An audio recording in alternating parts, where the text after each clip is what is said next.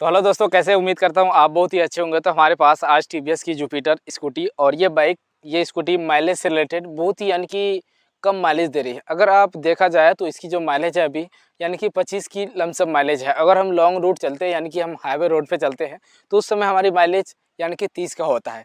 तो आखिर ऐसे क्यों होता है? ये कस्टमर भाई इतना परेशान हो चुके हैं माइलेज से रिलेटेड, क्योंकि ये यानी कि जा रहे थे अपनी बाइक को कबाड़ में देने। यानी कि उसका मन कभी कभी ऐसा होता है कि कोई भी काम हम अगर कराते हैं अपनी बाइक के अंदर या स्कूटी के अंदर, अगर वो काम नहीं होता या सक्सेस नहीं होता, हमारी बाइक धोखा देने लगता है, तो हमारा मन यही करता है कि हम अपनी बाइक को यानी कि चूर दें, तोड़ दें और अपनी बाइक को यानी कि जला दें। इस तरीके से मन करता है, दिमाग यानी कि पागल हो जाता है हमारा। तो आपका साथ अगर इस तो चलिए हम मेन मुद्दा पे बात करते हैं। इस बाइक स्कूटी के अंदर जो प्रॉब्लम है वो इनकी माइलेज से रिलेटेड प्रॉब्लम। इन्होंने कस्टमर को कई बार दिखाया, ये मैकेनिक को कई बार दिखाया, तो कोई यानी कि इंजन चेंज करके ट्यूनिंग करके दे रहे हैं, या तो कोई टायर चेंज करके दे रहे हैं, या तो कोई इंजन बना दिया इसका। और यानी कि अगर देखा जाए बहुत कुछ इसकी पार्ट्स यानी कि चेंज कर दिया बाइक के।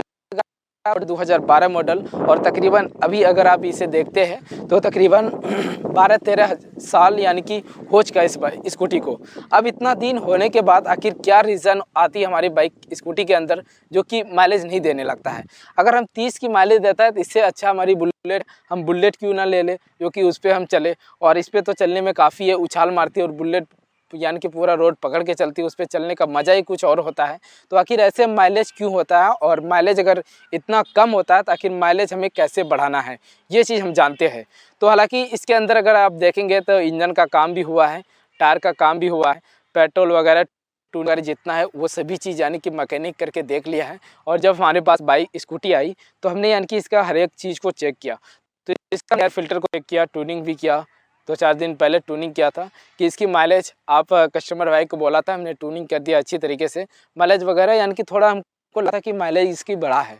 तो माइलेज इसका तकरीबन 35 तक आया, पर उससे ज़्यादा माइलेज नहीं दे रहा है। तो फाइनली इसमें अब हमें काम क्या करना है, इसकी जो कार्बोरेटर है उस देखना है और अच्छी तरीके में देखना है कि आखिर इसके अंदर क्या प्रॉब्लम है, क्या रीजन। कम देने का बहुत ऐसे रीजन होता है। अगर हमारी बाइक के अंदर यानी कि पिकअप नहीं है, स्पीड नहीं है, तो उससे भी माइलेज कम देता है। हम थ्रोटल ज़्यादा खींचते हैं, हमारे इंजन की आरपीएम ज़्यादा होता है और हमारी बाइक उस तरीके से स्पीड नहीं चलती है, तो उसके ज़रिए से माइलेज कम देता है। अगर टायर यानी कि ख़राब है तो उसके ज़रिए से भी कुछ माइलेज में फ़र्क पड़ता है। एयर फिल्टर ख़राब है आपकी तो उसके ज़रिए से भी माइलेज में फ़र्क पड़ता है। इंजन नॉइज़ प्रॉब्लम है यानी कि वाइट स्मोक की प्रॉब्लम है, साउंड की प्रॉब्लम है, तो इसके ज़रिए से भी हमारी बाइक स्कूटी यानी कि माइलेज कम देता है। तो आखिर माइलेज जो मेन रीज़न होता है वो हमारा कार्बोरेटर से होता है। कार्बोरेटर को जब हमने खोला था 1-2 दिन पहले, तो यानी कि कार्बोरेटर अगर देखा जाए तो इसकी अभी तक यानी कि चेंज नहीं हुआ है। तो हमें फाइनली अभी खोल के कार्बोरेटर हम देखेंगे और अगर नहीं हुआ तो इसकी जो कार्बोरेटर है उसे यानी कि हम चेंज करके इसकी माइलेज तकरीबन हम 60 से लेकर 70 तक इस तरीके से माइलेज हम बढ़ाएंगे, और ये गारंटी और कन्फर्म के साथ। तो ये टीवीएस की बाइक आपको पता होगा कि ये माइलेज अच्छी खासी देती है, पर इतना कम अगर माइलेज हो जाता है तो हमें बहुत ही अफसोस और बहुत ही दिमाग ख़राब होता है। तो चलिए दोस्तों, हम फटाफट से सीट वगैरह खोलते हैं और आपको हम दिखाते हैं कि माइलेज किस तरीके से आप बढ़ा सकते हैं अपनी स्कूटी के। बैटर चेंज करने के लिए सिर्फ हमें इस सीट को यानी कि ओपन करना है और यहाँ से ये सभी चीज़ें नहीं खोलना है। इस यानी कि डिक्की को बाहर की ओर नहीं निकालना है, सिर्फ यहाँ की जो एक ढक्कन होता है, प्लेट होता है, उसे आपको खोलना है। उसे खोलने के बाद फाइनली आप कार्बोरेटर यहाँ से आसान तरीके से निकाल लेंगे। तो एक्चुअली गाइस हम इसकी कार्बोरेटर को ही फाइनली चेंज करेंगे और इसकी माइलेज जो है वो इनकी सेटिंग होगी, क्योंकि बाइक अगर देखा जाए तो काफ़ी पुराना है और इतना पुराना होने के बाद जब हर एक चीज़ बिल्कुल टंच है और माइलेज नहीं देता है तो वो हमारे कार्बोरेटर से ही प्रॉब्लम करती है। क्योंकि इतना दिन होने के बाद हमारी बाइक कार्बोरेटर चेंज हो जाना चाहिए, पर यहाँ पे क्या है कि कार्बोरेटर वगैरह ये सभी चीज़ों पे मैकेनिक जल्दी ध्यान नहीं देते हैं। तो फाइनली हम चलिए कार्बोरेटर को लेके आए हैं। तो यहाँ पे देखें ये कार्बोरेटर टीवीएस वीगो हो गया, टीवीएस ये जुपिटर हो गया, ये कार्बोरेटर दोनों सेम ही होता है। यहाँ पे अगर आप देखेंगे इसकी नंबर भी तो मैंने मिलाया यहाँ पे, ये बिल्कुल सेम मिलता ही है नंबर यहाँ से। तो चलिए उसे हम बाहर की ओर निकालते हैं और आपको सही तरीके से दिखाते हैं कि हालांकि ये ओरिजिनल है या नहीं है और ओरिजिनल की यानी कि क्या पहचान होता है। तो यहाँ से इसके ज़रिए से खोलने के बाद ये इनकी कार्बोरेटर नहीं खुलता आसान तरीके से, क्योंकि इसमें रेंच लगाने की उतना जगह नहीं बचता और उस तरीके से हम खोल नहीं पाते हैं। तो एक्चुअली में यहाँ से हमें इसे पूरा निकाला बाहर। और चलिए अब यहाँ से हम कार्बोरेटर को खोलते हैं।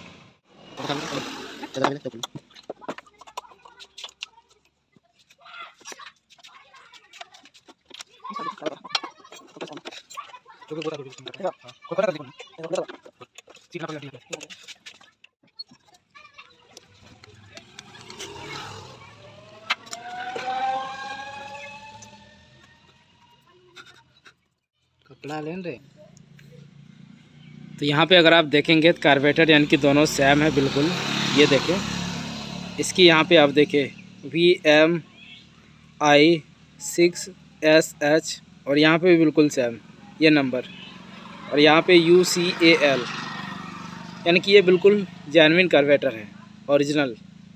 ये देखें बिल्कुल हर एक तरफ से बिल्कुल सेम है। ये देखें, ये इनकी वीगो के नाम वो भी दिखा दूँगा कि इसकी कितना MRP है, डब्बा भी दिखा दूँगा मैं।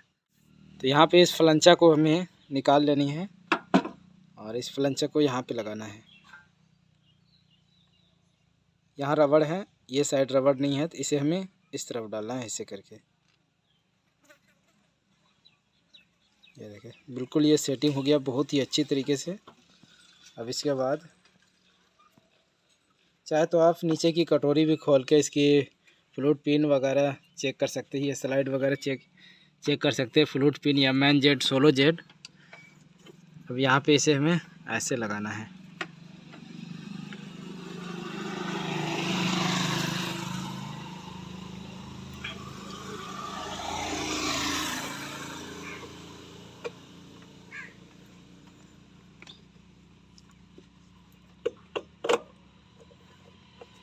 यहाँ पे ये शॉट हो चुका है। अब इसकी यहाँ पे हम नट लगाते हैं पहले 10 नंबर।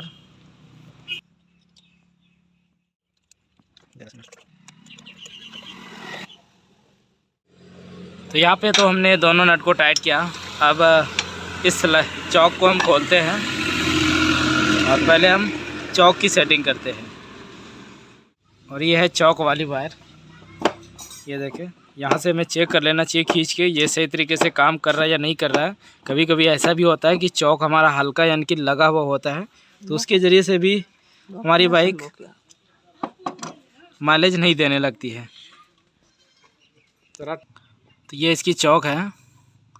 और मैं ये भी दिखाऊंगा आपको कि पहले वाला इसकी कार्बोरेटर की चौक वगैरह ये सभी चीज़ कैसा था। तो यहाँ पे पहले स्प्रिंग को निकाल लेते हैं।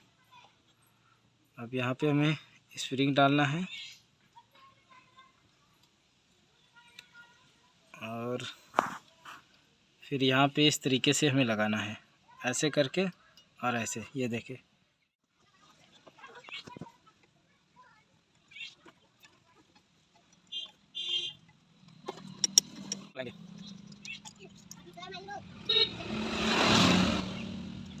देखिए स्लाइड यानी कि बिल्कुल चकाचक। स्लाइड में एक्चुअली होता क्या है कि ये देखें आप, यहाँ पे यानी कि स्क्रैच आ जाती है, ये जगह यहाँ पे ये स्क्रैच हो जाता है और यहाँ भी स्क्रैच देखें आप। इस स्क्रैच के कारण से हमारी बाइक की उस तरीके से ठीक तरीके से यानी कि सही तरीके से RPM सेटिंग नहीं होता है और बाइक की यानी कि वैसे रफ्तार और भी बहुत सारा प्रॉब्लम होता है इसके ज़रिए से। और ये नया स्प्रिंग,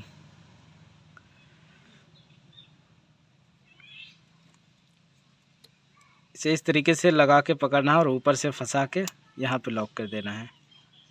ये देखें, इसकी जो ये कट वाला है पूरा इसे इस तरफ रख के, और जो हल्का कट है वो हमारा जिधर हम ट्यूनिंग करते हैं उस तरफ रखना होता है, RPM नट की तरफ।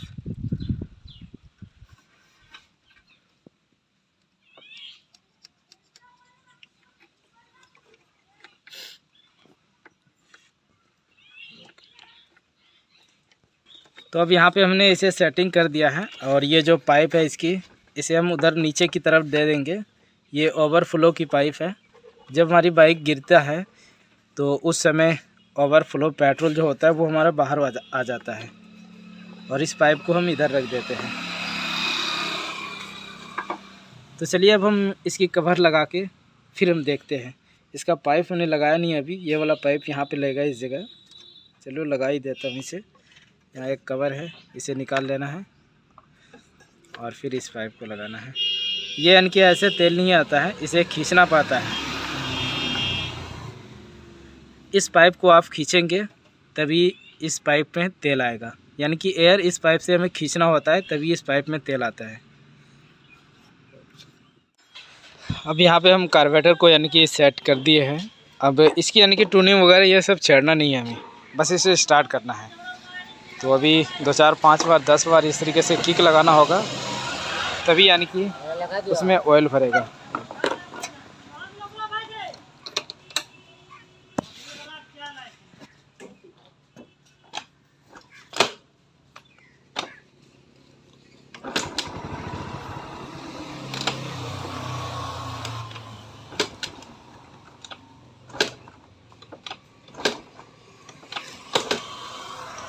तो फर्स्ट बार में ही स्टार्ट हो गया ये, फिर स्टार्ट नहीं होने लगा।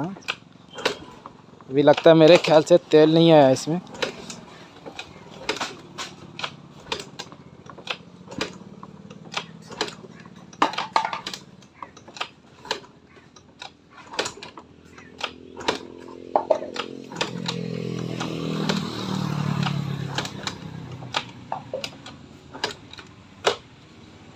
चौक लगाता हूँ।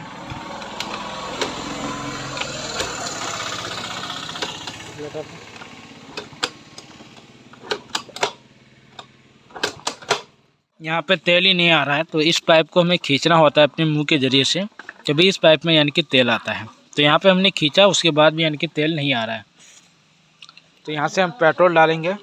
चलिए हम आधा लीटर डाल के देखते हैं।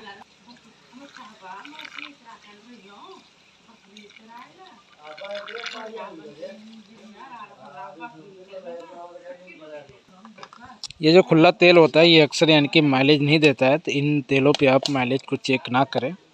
तो हम फाइनली अभी हाल फिलहाल में इसे चेक करने के लिए सिर्फ हमने यहाँ पे तेल डाला। अब चलिए हम इसे खींचते और देखते तेल आ रहा है या नहीं आ रहा है।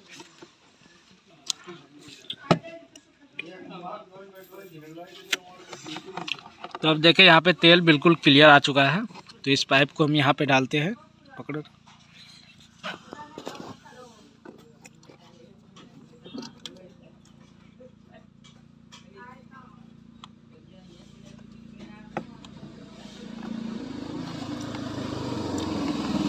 और इस पाइप को यहाँ पे, ये जो है यानी कि पाइप ये एयर खींचने के लिए होता है।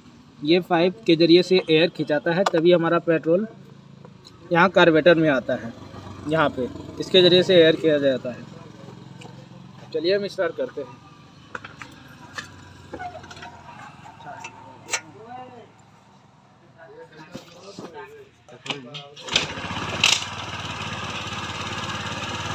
अब देखें बिल्कुल एक किक में ये स्टार्ट हो गया। स्टार्ट करने के बाद दोस्तों, अगर आपको लगे कि आरपीएम यानी कि तेज़ है या कम है, तो सिर्फ आप आरपीएम को तेज़ कर सकते हैं या कम कर सकते हैं। और जो हमारी माइलेज है, जो एयर स्क्रू है जिसके ज़रिए से हम माइलेज को सेटिंग करती है वाली, ये साइड में आप देख सकते हैं, इसे आप नहीं छेड़ सकते। इसे कब छेड़ना है, हमें 1-2 दिन चला के देखना है। हम अपनी बाइक की माइलेज यानी कि चेक करना है कि माइलेज वाकई में हमारा बढ़ा या नहीं बढ़ा। अगर नहीं बढ़ता है तब आपको यानी कि माइलेज को सेटिंग करना है। और हालांकि ऐसे हमें माइलेज सेट करना नहीं पड़ता है, क्योंकि नया कार्बोरेटर लगने के बाद ऑटोमेटिक हमारी जो माइलेज है वो यानी कि परफेक्ट अच्छी तरीके से सेटिंग हो जाता है। तो यहाँ से हम थोड़ा आरपीएम को कम कर लेते हैं, क्योंकि आरपीएम इसका थोड़ा तेज़ है।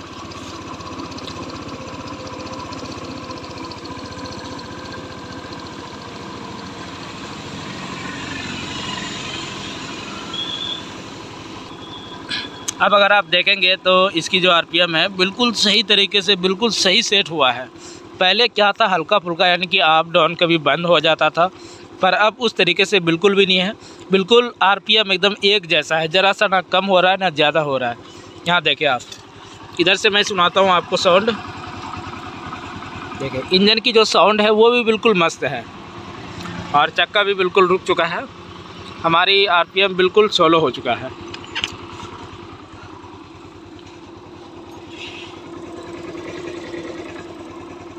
तो माइलेज अगर कम देता है तो हमें स्पार्क प्लग खोल के चेक करना चाहिए कि अगर हमारी बाइक की माइलेज कम है, स्कूटी की माइलेज कम है, तो स्पार्क प्लग ज़्यादा गंदा होता है। तभी हमें पता चलता है कि हमारी माइलेज यानी कि वाकई में ही ये कम दे रहा है, तेल ज़्यादा खा रहा है। तो चलिए दोस्तों, हमारी जानकारी कैसा लगा ज़रूर आप कमेंट करें, लाइक करें, शेयर करें। और आपने कुछ नहीं समझा तो ज़रूर हमें कमेंट करके पूछ सकते हैं। तो ये माइलेज से बहुत ही ज़्यादा परेशान था ये बाइक, तो हमने फाइनली इसमें कार्बोरेटर को इंस्टॉल किया और हमने यानी कि एक बार इसकी माइलेज को कार्बोरेटर की सेटिंग करके देखा था, पर हुआ नहीं। हमने उसे पहले ही बता दिया था कि इसकी कार्बोरेटर यानी कि डलेगी, इसकी कार्बोरेटर एक्सपायर हो चुका है, क्योंकि बाइक ये बहुत ही पुराना हो गया है।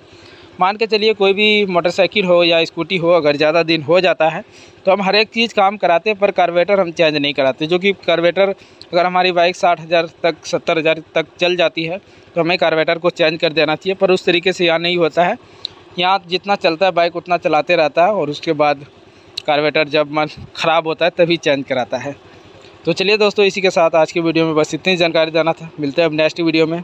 और हमारे चैनल को आपने अभी तक सब्सक्राइब नहीं किया तो एक बार ज़रूर सब्सक्राइब करके बेल आइकन घंटी को प्रेस कर दें। मीटर की हालत देखें तो गाइज हमने आपको दिखाया नहीं, वीडियो में कट कर दिया।